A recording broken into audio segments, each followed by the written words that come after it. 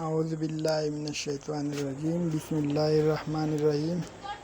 صحیح بخاری کی حدیث شریف ہے، رسول اللہ صلی اللہ علیہ وآلہ وسلم 11 رکعت وتر اور تہجد کی پڑھتے تھے۔ آپ صلی اللہ علیہ وآلہ وسلم کی یہی نماز تھی، مراد ان کی رات کی نماز تھی۔ آپ صلی اللہ علیہ وآلہ وسلم کا سجدہ ان رکعتوں میں اتنا لمبا ہوتا تھا کہ سر اٹھانے سے پہلے تم میں سے کوئی شخص بھی 50 آیتیں پڑھ سکتا، اور فجر کی نماز فرض سے پہلے آپ سنت 2 رکعتیں پڑھتے تھے۔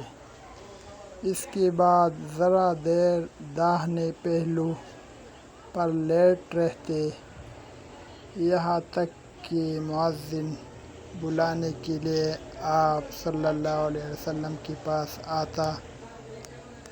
اگر آپ کو یہ حدیث اچھی لگی ہو تو مزید اسلامک ویڈیوز دیکھنے کے لیے چینل کو سبسکرائب کریں۔